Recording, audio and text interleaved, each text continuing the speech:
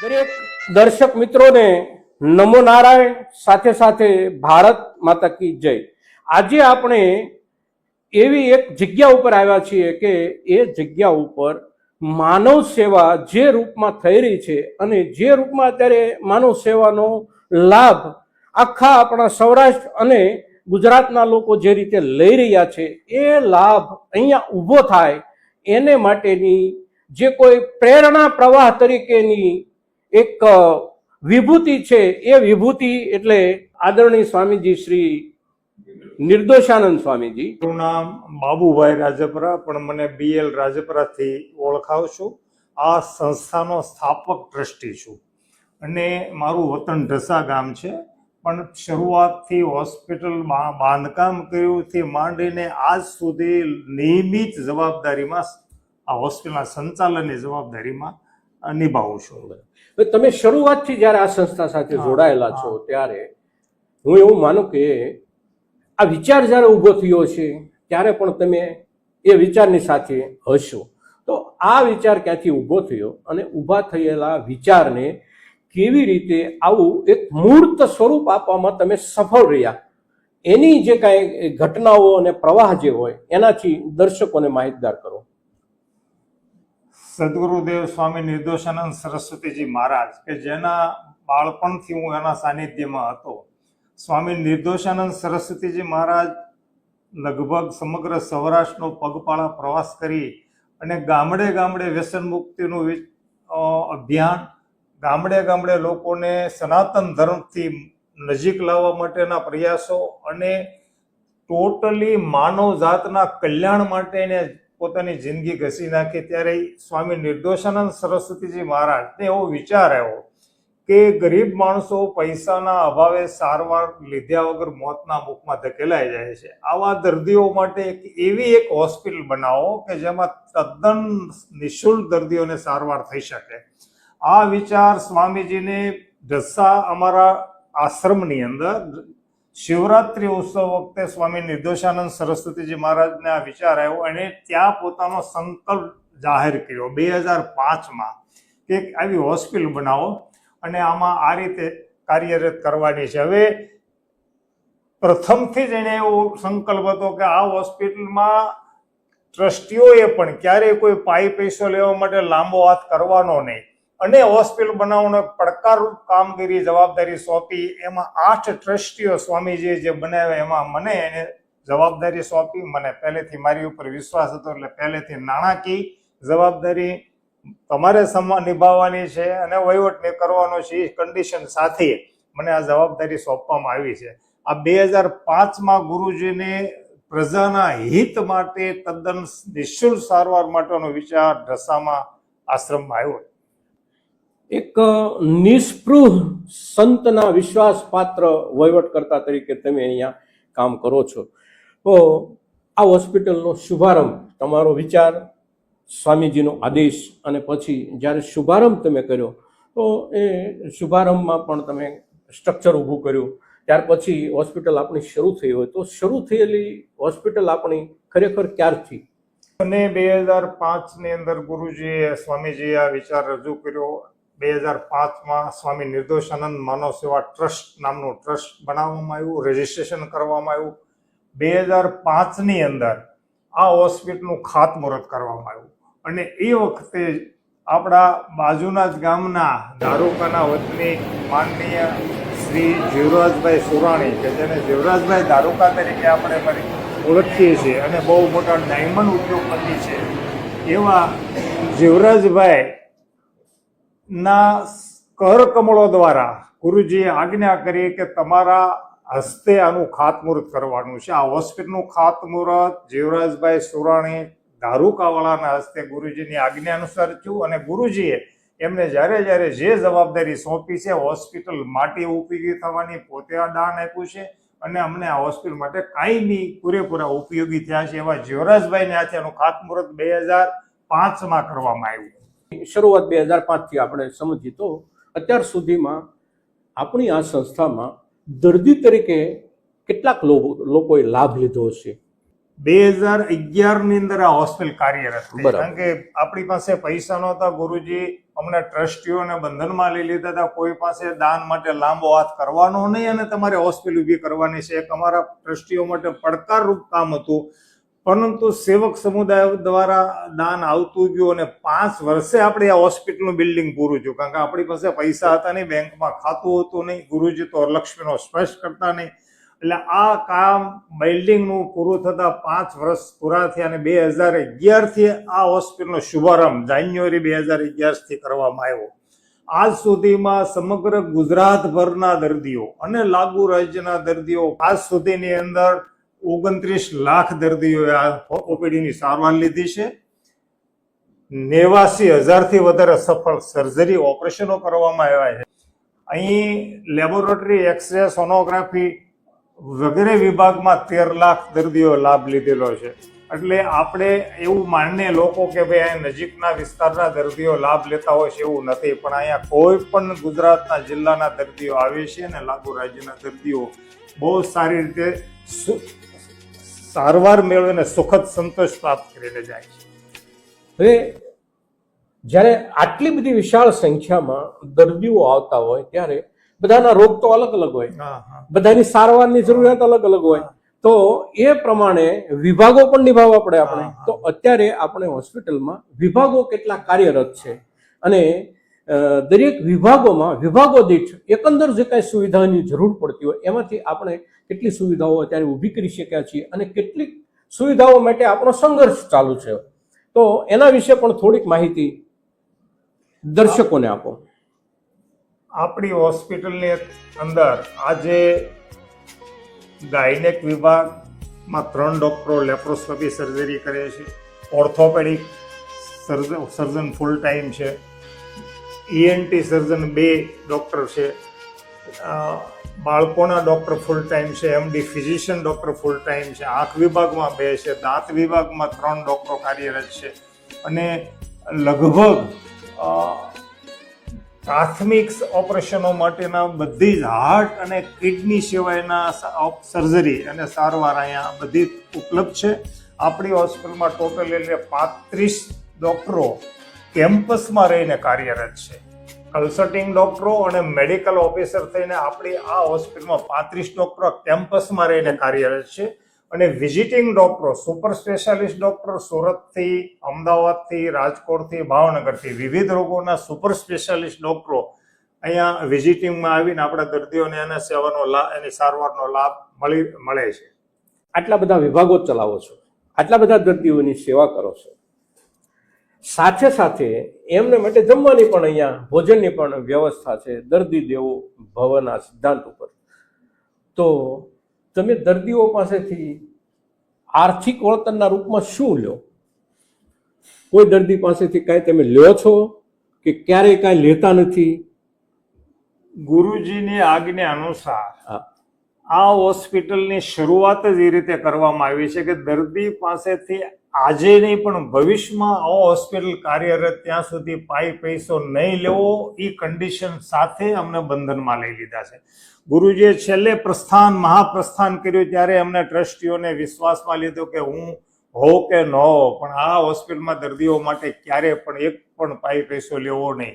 આજે આપણી હોસ્પિટલની અંદર માસિક ખર્ચ અંદાજિત 1 કરોડ રૂપિયા જેવું થાય છે, પણ દાતાઓ મન મૂકીને દાન આપે છે. આપણી ગુરુજીની કૃપા, એનું તપ એટલું બધું કાર્યરત છે કે આપણી હોસ્પિટલમાં જે કાંઈ જરૂરિયાત રહેશે, પૈસાની નાણાકીય જરૂરિયાત હોય, આપણા ડોક્ટરો માટેની જરૂરિયાત હોય કે કોઈ પણ હોસ્પિટલના સંચાલન માટે સુવિધાની જરૂરિયાત હોય, એ જે અમે સંકલ્પ કરીએ છીએ એ સિદ્ધ થાય છે. એની માટે ગુરુજીની એક મોટું તપ કામ કરી રહ્યું છે. એટલે આજે આપણે દર્દીઓ પાસેથી કોઈ વસ્તુ લેવામાં આવતી નથી, 1 રૂપિયો પણ લેવામાં આવે. મેડિસિન, દવાની વાત તમે કરી તો દવા અહીંથી અપાતી દવા બધી ફ્રી આપવામાં આવે છે. એટલે દર્દીઓને બીજી કઈ મુશ્કેલી ન પડે. અહીંયા દર્દીને તમે પૂછ્યું, ભોજન પણ ફ્રી આપવામાં આવે છે. એટલે તમામ સુવિધા દર્દી પાસેથી કાંઈ અપેક્ષા, દર્દી પાસે આ માટે આટલી મોટી મોટી સારવાર 2-3 લાખ રૂપિયાની સર્જરી અહીંયા ફ્રી કરવામાં આવે છે. દર્દી પાસેથી માટે કેશ કાઉન્ટર આ હોસ્પિટલમાં નથી. કેસ લખવાનું કાઉન્ટર છે પણ કેસ લેવાનું કાઉન્ટર નથી. પ્રસૂતા બહેનોને એની પોતાની પરિસ્થિતિ નબળી હોવાનો છે તે અગાઉ 2-3 મહિના જ્યારે પ્રસૂતા બહેનો અહીંયા તપાસમાં આવે ગાયનેક વિભાગમાં, ત્યારે એને પહેલા સુખડીના ઓસડિયાયુક્ત શુદ્ધ ગાયના ઘીની સુખડી બનાવીને પહેલા આપવામાં આવે છે અને પ્રસૂતિ બાદ પણ આપવામાં આવે છે. અને બાળકને બેબી કીટ, એને જ્યારે બાળકનો જન્મ થયા પછી બેબી કીટ પણ અહીંથી આપવામાં આવે છે. ગૌશાળા અહીંયા કાર્યરત છે આપણી ગુરુજીની કૃપાથી, અને ગૌશાળાની અંદર દેશી ગાયો દ્વારા આપણે જે દૂધ ઘણું થાય છે એ આપણા ભોજનાલયની અંદર વાપરવામાં આવે છે. પણ પહેલા દાખલ દર્દીઓને, જે દાખલ દર્દીઓ છે એને શુદ્ધ ગાયનું દૂધ આપવાનું વધે એ આપણે ભોજનાલયમાં એનો ઉપયોગ કરીએ છીએ. એમ્બ્યુલન્સ રાહત દરે, એમ્બ્યુલન્સ એની તદ્દન નિઃશુલ્ક નથી ચલાવી શકતા કારણ કે એનો ખોટો ગેરઉપયોગ થાય, એટલે એમ્બ્યુલન્સ એકદમ આપણી પાસે 7 એમ્બ્યુલન્સ છે. 7 એમ્બ્યુલન્સ દૂર સુધી જવો હોય, ગમે એટલા દર્દીને દાખલ થયા પછી, સર્જરી થયા પછી પોતાના વતનમાં ગમે ત્યાં જવું હોય તો એને એકદમ રાહત દરે એમ્બ્યુલન્સ સુવિધા કાર્યરત છે. સરસ. એક તો મારે જે સવાલ તમને કરવાનો થતો હતો એનો જવાબ તમારા આ વિવરણમાંથી મળી ગયો કે તમે ગાયના ઘીમાંથી પ્રસૂતા બહેનોને ખોરાક પૂરો પાડવાની વાત કરી, એટલે મને એવું થયું કે ગાયનું ઘી શુદ્ધ ક્યાંથી લેવું, તો એની પણ વ્યવસ્થા સંસ્થામાં છે. તો ગૌશાળા ચલાવી છે આપણે, બરાબર છે. તો ગૌશાળા પણ ચાલતી હોય અને જરૂરિયાતવાળા દર્દીઓની આટલી બધી સગવડો જ્યારે હચવાતી હોય ત્યારે એક સવાલ સૌથી મોટો એ કે આ સંસ્થા ચલાવવા માટે ટ્રસ્ટીઓની સંખ્યા કેટલી, અને ચલાવનારા તરીકે, કારણ કે આ બધું જે ચલાવવાનું છે એ તો નિયમિત હાજરીની જરૂરિયાત હોય છે, અને એટલી બધી નિયમિત હાજરીની જરૂરિયાત હોય છે કે ક્યાંય ચૂક પડે તો બહુ મોટો ફરક આવી જાય, કારણ કે આરોગ્ય માટેની વ્યવસ્થા છે. તો ટ્રસ્ટીનું જે મંડળ છે એનો ખરેખર એનો આંકડો કેટલો, અહીંયા કામ કરતા લોકો ખરેખર એમાંથી કેટલા? આપણા ટ્રસ્ટી મંડળની અંદર જ્યારે શરૂઆત ગુરુજીએ આ સ્થાપના કરી ત્યારે 8 જ ટ્રસ્ટીઓ હતા. પછી જ્યારે હોસ્પિટલનું ઉદ્ઘાટન કરવાનો સમય આવ્યો, ગુરુજીએ જ્યારે એમ કીધું કે હવે આપણે હોસ્પિટલ શરૂ કરી અને કંઈક 5-10 રૂપિયા કેસ કાઢવા માટે લઈ, ત્યારે ગુરુજીએ વાત કરી કે ભાઈ પૈસાની તમે વાત કરોમાં. ત્યારે એમ કીધું, મીટિંગ કરી, કીધું ગુરુજી આપણી પાસે આ બિલ્ડિંગ બન્યું એનો 50 લાખ જેટલું તો કરજ બોજો છે લોખંડવાળાને, સિમેન્ટવાળાને, કોન્ટ્રાક્ટરને આપવા માટે. આપણે હોસ્પિટલ શરૂ કરી અને 1 પણ રૂપિયો કેસ કાઢવાનો નહીં લઈએ તો આપણું હોસ્પિટલનું સંચાલન કેમ કરશું? પણ ગુરુજીએ એક જ વાત કરી, તમે ભગવાન માથે ભરોસો રાખો, બધુંય થઈ રહેશે. પણ આપણે તો માનવ છે એટલે આપણે ડગમગી જાય.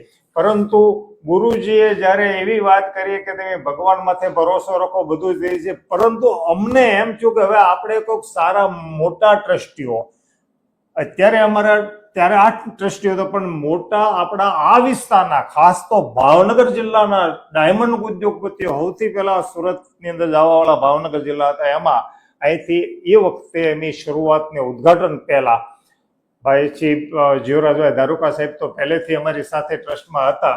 પછી ખીમજીભાઈ દેવાણી જે ચમાડીના બહુ મોટા ડાયમંડ ઉદ્યોગપતિ, દિયાળજીભાઈ વાઘાણી કપૂ જેમ્સ, અને કેશુભાઈ ગોટી ગ્લોસ્ટાર રળિયાદવાળા, આ મોટા ટ્રસ્ટીઓને મેં સામેલ કર્યા. અને એના દ્વારા ઉદ્ઘાટન પહેલા સુરત સ્થિત બધા ભાવનગર જિલ્લાના અને અમરેલી ને ખાસ તો સૌરાષ્ટ્રના સુરત વસતા મોટા એની રેન્જના બધા ઉદ્યોગપતિઓને અને અહીં આમંત્રણ આપ્યું. અને એ હોસ્પિટલનું ઉદ્ઘાટન વખતે આ બધા, એટલે ત્યારે અમારી સંખ્યા 8 માંથી એમની 18-19 કરવામાં આવી. એટલે ટોટલી અમારી આજને દિવસે 19 ટ્રસ્ટીઓ, આ એક હતા 21 પણ એમાં 2 એક્સપાયર થઈ ગયા હતા, જે 19 ટ્રસ્ટીઓ કઈ હયાત છે. એમાંના અમે 4 ટ્રસ્ટીઓ, હું, BL રાજપરા, પછી જગદીશભાઈ ભીંગરાડિયા કે જેને આપણે રસિકભાઈ ભીંગરાડિયા તરીકે, આ વિસ્તારના એક રાજકીય સામાજિક અગ્રણી તરીકે વર્ષોથી ભાવનગર જિલ્લામાં જેનું નામ છે રસિકભાઈ ભીંગરાડિયા ટ્રસ્ટી તરીકે છે, અને અત્યારે એ મંત્રી તરીકેની જવાબદારી. અમારે દર 2 વર્ષે પ્રમુખ, મંત્રી, ઉપપ્રમુખ અને ખજાનચીના હોદ્દા ફરતા હોય છે. અત્યારે અમારા પ્રમુખ તરીકે હીરાભાઈ ગાંગાણી કે જે સુરત સ્થિત છે, અને એ અત્યારે પ્રમુખ તરીકે છે. પણ કાર્ય અહીંયા વ્યવસ્થામાં 4 વ્યક્તિઓ, BL રાજપરા, હું, જગદીશભાઈ ભીંગરાડિયા, લવજીભાઈ નાકરાણી ટીંબીના અને પરેશભાઈ ડોડિયા ટીંબીના, આ 4 ટ્રસ્ટીઓ સતત દી ઉગે ને કોઈ દિવસ કોઈ કારણસર બહાર જવાનો છે તો જુદી વાત, બાકી દરરોજ આ હોસ્પિટલના સંચાલન માટેની જવાબદારી નિભાવી રહ્યા છે. ગુરુજીની આજ્ઞાથી, એની આજ્ઞા કરી હતી તેમ બધું મૂકીને આ જવાબદારી સંભાળો. એટલે 4 જણા અવળું મોટું કામ લેવું હોય, ટ્રસ્ટીઓ બધાય તન મન ધનથી અહીંયા બધા અમારા હયાત બધા ટ્રસ્ટીઓ દાન લાવી આપે છે ને દાન આપે છે. પરંતુ મોટા બિઝનેસમેનો અહીંયા આવી ન શકે. દરરોજ મીટિંગ હોય ત્યારે બધા જ્યારે જરૂર પડે ત્યારે કહેવાય ત્યારે બધા આવ્યા, પણ વહીવટમાં અમે 4 જણા સતત અહીંયા હાજર હોય છે. આવડું મોટું સંચાલન કરવું એ નાની બાબત નથી. હું એવું માનું છું કે દરેક મોટા બિઝનેસનો વહીવટ કરવો સરળ ગણાય, પણ એક માનવ જાત સાથે જ્યારે હોસ્પિટલનો વહીવટ કરવો ને એ બહુ અઘરું કામ છે. એ એક ગુરુજીની કૃપાથી અમે એમાં નિમિત્ત બન્યા છીએ, દાતાઓ નિમિત્ત બન્યા છે. આજુબાજુના ગામના લોકો જે શક્ય હોય એ રીતે મદદ કરવા, કોઈ શ્રમથી મદદ, તન મન ધનથી અહીંયા જોડાયેલા છે. સેવક વર્ગ ગુરુજીનો બહુ મોટો છે, ગામડે ગામડે. એ બધા જે શક્ય હોય એ પણ મદદ કરે. ત્યારે આપણી આ હોસ્પિટલ બહુ સરસ રીતે આજે ગુજરાતની પ્રથમ તદ્દન નિઃશુલ્ક હોસ્પિટલ તરીકે આ શરૂઆત થયેલી છે. તો રાજપરા સાહેબ, તમે ટ્રસ્ટીઓની સંખ્યાની વાત કરી, સાથે સાથે 1-2 ટ્રસ્ટીઓ જે વધારે પડતા સક્રિય હોય એમની પણ વાત કરી, પણ બીજા પણ કેટલાક વધારે સક્રિય સભ્યો હશે કે જેને તમે અત્યારે યાદ કરી શકો કે ભાઈ જે તમારા ટ્રસ્ટી મંડળમાં છે એમાંથી ખૂબ નજીકથી અને બહુ કાળજીથી કામ કરતા હોય એવા બીજા ટ્રસ્ટીઓ કોણ કોણ છે? ધનસુખભાઈ દેવાણી કે જે રાણસીકીના વતની છે ને, એ પણ ગુરુજીના ખોળામાં રમેલા. એ બાળપણથી એના સાનિધ્યમાં ધનસુખભાઈ દેવાણી આપણા પૂર્વ પ્રમુખ તરીકે રહી ચૂક્યા છે. ખીમજીભાઈ દેવાણી પણ પ્રમુખ તરીકે રહી ચૂક્યા છે. દિયાળજીભાઈ વાઘાણી પણ પ્રમુખ તરીકે રહી ચૂક્યા છે. અને જીવરાજભાઈ તો અધ્યક્ષ તરીકે શરૂઆતમાં હતા. એટલે એમાં ધનસુખભાઈ દેવાણી પ્રતિ માસ આપણને 1.25 લાખ રૂપિયા તો આપે છે શરૂઆતથી, એટલા વર્ષથી. પણ ઉપરાંત એને જે આપણું ભોજનાલય બનાવ્યું લગભગ 4 કરોડના ખર્ચે, એ પોતાના સ્વખર્ચે બનાવી અને આપણને કમ્પ્લીટ તૈયાર કરીને સુપ્રત કરી દીધું. એવું ધનસુખભાઈ દેવાણી આ હોસ્પિટલને આજને દિવસે, પોતે બહુ ગવર્મેન્ટ મોટા કોન્ટ્રાક્ટર છે. એટલે આ બિલ્ડિંગો જે આપણે બને છે ને એમાં અમારે કાંઈ ચિંતા નથી રહેતી. ટોટલી મટીરિયલ, લોખંડ, સિમેન્ટ કે કોઈ પણ કોન્ટ્રાક્ટરોની જરૂર પડે એ બધી જ સુવિધા એ ઊભી કરી દે છે. અહીંયા આપણા ગ્રામ્ય વિસ્તારમાં મોટા કોન્ટ્રાક્ટરોને કામ કરવાવાળા કોઈ મળતા નથી. જ્યારે એ બધી ટીમ ધનસુખભાઈ એ અમદાવાદથી એનો શાંતિ કન્સ્ટ્રક્શન ગુજરાત પ્રાઇવેટ લિમિટેડમાંથી મોકલીને આપણને આ સુવિધા. ખાસ તો ખીમજી દાદા દેવાણી કે શરૂઆતમાં તો એને એ પણ પ્રતિ માસ 1 લાખ રૂપિયા તો આપે છે, પણ શરૂઆતના 5 વર્ષ તો 5 વર્ષ સુધી પ્રતિ માસ 5-5 લાખ રૂપિયા ખીમજીભાઈ દેવાણીએ આપેલા. એવું જ દિયાળજીભાઈ વાઘાણીએ ઘણા વર્ષો સુધી પ્રતિ માસ લાખ રૂપિયા આપેલા. કેશુભાઈ કોટીએ આપેલા. ડોક્ટર નટુભાઈ રાજપરા આજીવન અત્યારે એના પ્રતિ માસ 1-1 લાખ રૂપિયા. આ ટ્રસ્ટીઓની વાત કરું છું. આ ટ્રસ્ટી છે અને દાતા છે. દાતા તો પુષ્કળ છે અત્યારે, પરંતુ આ બધા શરૂઆતમાં તો આ ખીમજીભાઈ, દિયાળજીભાઈ ને કેશુભાઈ કોટી મારફત અને ધનસુખભાઈ મારફત 1-1 લાખ રૂપિયા પ્રતિ માસના એવા 35-40 દાતાઓ મળ્યા હતા અમને, કે જે પ્રતિ માસ 1-1 લાખ રૂપિયા આપે, કોઈ 5 વર્ષ સુધી, કોઈ આજીવન. એ નાણાકીય જયારે સુવિધા ઊભી થઈ ત્યારે મેં આ હોસ્પિટલની કામ, અમારી મૂંઝવણ અને આ ખરેખર જે સફળતા પાછળનું નાણાકીય, આમાં બેવાનું છે. નકરા વહીવટ કરતા ટ્રસ્ટીઓથી ચાલે નહીં, નાણાંની જરૂર પડે છે. ત્યાં બધી સુવિધા આવા સારા ટ્રસ્ટીઓ અમારી સાથે સંકળાયેલા છે અને એનું ગ્રુપ બહુ મોટું, એ ગ્રુપના હિસાબે મોટો હોસ્પિટલ લાભરી હોય. હવે દર્દીઓની સંખ્યા ઘણી હોય, વિભાગો ઘણા બધા હોય, પણ એનું સંચાલન કરવા માટે સ્ટાફ બહુ અગત્યનો હોય. તો સ્ટાફ તરફથી સંસ્થાનો અનુભવ કેવો, અને તમને જ્યારે તમે સ્ટાફની પાસેથી કામ લ્યો છો ત્યારે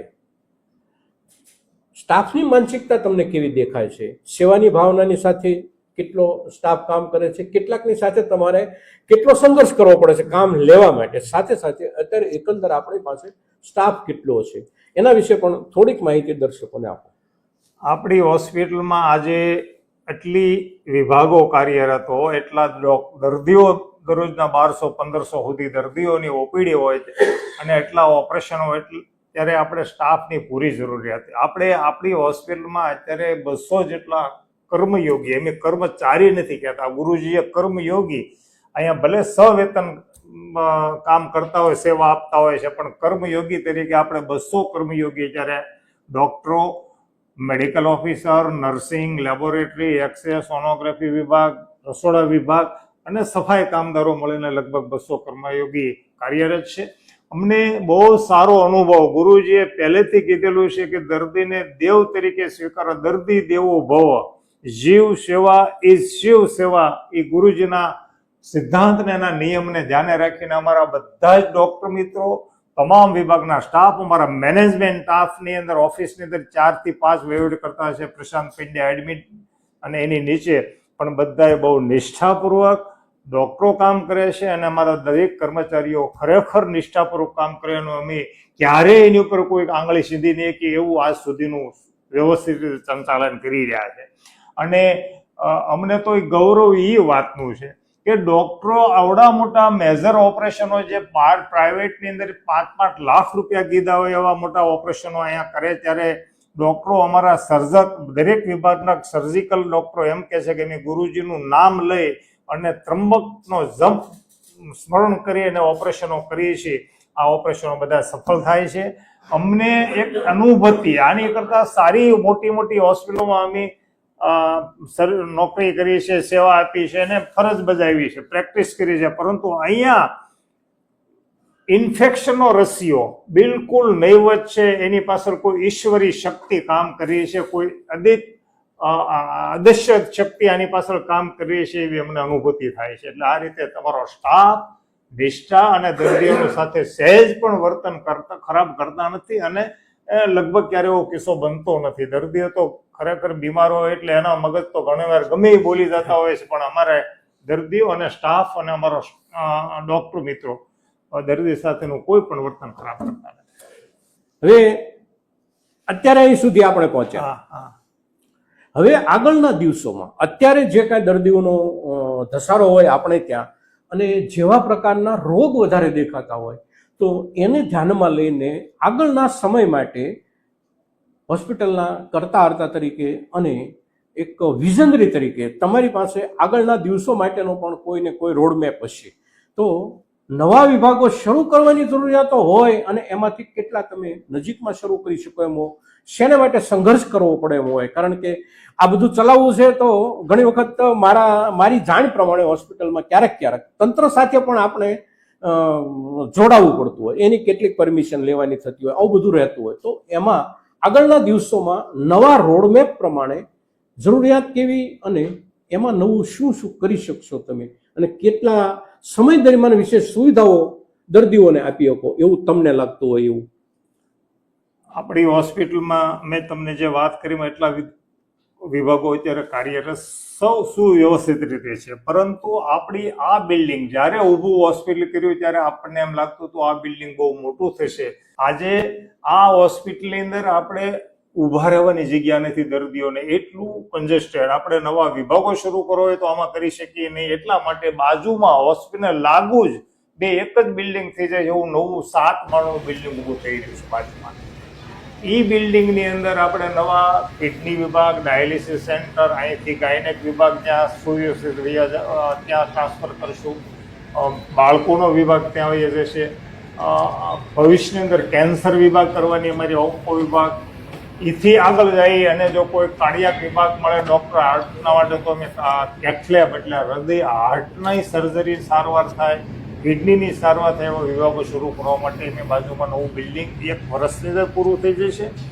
અહીં આ બધા જ વિભાગોમાં અમારા ડૉક્ટર નટુભાઈ રાજપરા છે કે જે અમેરિકા અને આજથી 14-13 વર્ષથી અહીંયા 6 મહિના અહીંયા રહેશે ને 6 મહિના અમેરિકા રહે એવા મોટા ડૉક્ટરના નેતૃત્વમાં, અને એ પોતે કેટલું દાન આપે છે અને આપને લાખો રૂપિયા દાન અમેરિકાથી લાવી આપ્યું છે. એ ડૉક્ટર નટુભાઈના નેતૃત્વમાં નવા વિભાગો શરૂ કરવા જઈ રહ્યા છે.